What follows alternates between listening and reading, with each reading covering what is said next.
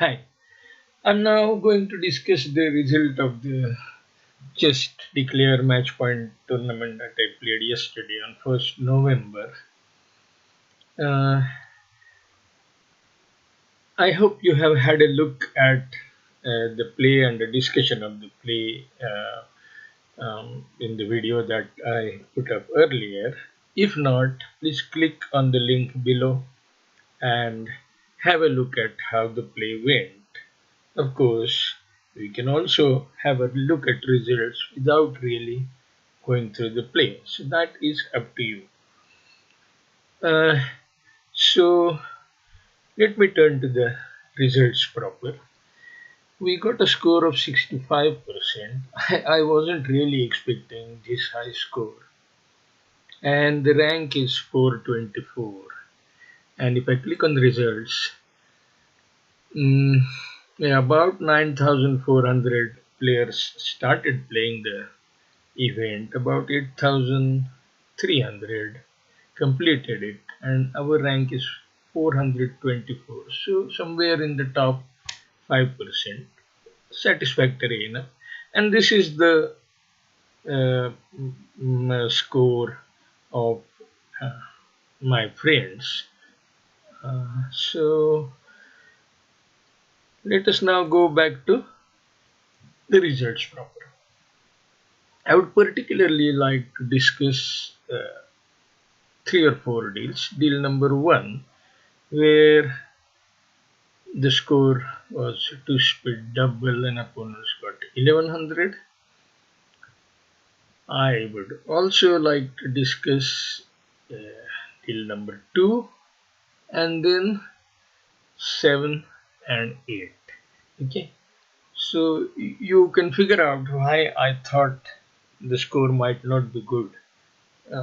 When you begin with a deal where you lose 1100, you can hardly expect a good score. But then it turns out that we have about 60% on this deal. How come?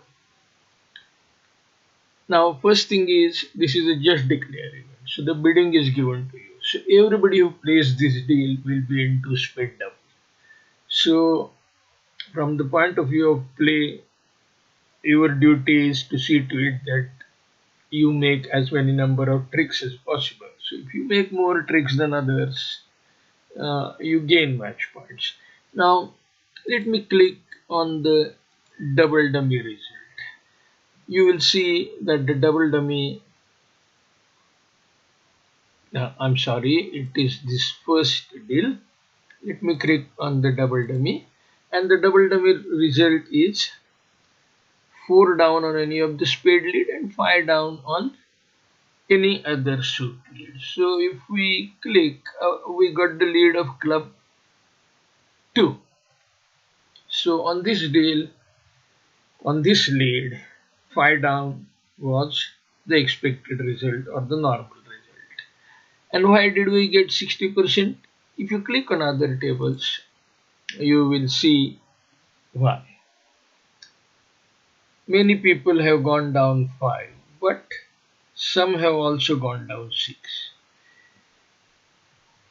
The moral of the story is even if it is a bad deal, even if you have ended up in a wrong contract, it pays to stick to your task and try and make as many tricks as possible. You can still get a good score. So that was deal number one, where I didn't expect a high score, but it turned out we had 60%. On deal number two, it was a similar story. The lead was paid and there was little that could be done. And the contract went down. I wasn't expecting a great score. It turned out it is 62%. Once again, if you click on double dummy, you will see the expected results, which is mm, on the lead of small spade. The expected result is down 1, and that's what our result was. Once again, if you click on other tables, you will see that some people made that was due to the idiosyncrasies of the robo play. Uh, Most went one down as we did, and some also went two down. In fact, many people went two down, and that was the reason we got close to 60%. Once again, it helps to remember that this is a platform for all, and there are many novices, many beginners, players who have just started the game. So uh, usually you expect many of them to do worse than you. So typically average score for this kind of field, at least for a good player, should be something like 55 to 58% and not 50, simply because the field is so uneven. So that is the story of first two deals. So even though you go down on the contract, you end up getting a decent result. Now, what happened on deal 7? I won't discuss 3, 4, 5, 6 because there isn't a crisp point to discuss. But on this deal, I would like to discuss the result. We got 40% match points, and I'm absolutely not happy with that. So I'll first go to advanced trick by trick and see what happened. Lead was spade and spade ace. I dropped our singleton king. If you can see the double dummy result at this point, double dummy says you should be making 10 tricks. So 2 diamond is the contract plus 2, which is 10 tricks. And we made only 8. Where did we go wrong? And the play continued small heart to ace and heart back. And heart queen, diamond queen, diamond king, diamond ace. I will now hide the double dummy result and I will go to trick by trick play, a card by card play. And next card I played a small diamond and diamond 8 came from the left hand side. What would you play? Would you play the 9? Would you play the jack? I did consider this option and for some reason thinking that it could be king 10 with the robo, I played jack of diamond.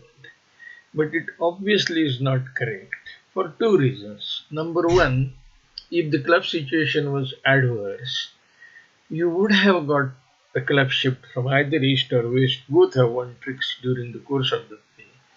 So clubs were most likely to be 2-2. There was no reason to take a finesse and be worried that it would lose to 10 and then a club rough would ensue. No, that was an unfounded fear. But if you wanted to have a control of the trump suit, you really should have taken the finish, and I didn't. And we will click here on double dummy, and it says if you finish the 9, you get 10 tricks, and if you play the jack or 7, obviously 7 you are not going to play because waste has contributed 8. So if you play the jack, you make only 8 tricks because even though club finesse, the queen comes in benign, you lose the control because waist holds a top trump and equal number of cards. So he can force you with the play of either uh, major suit.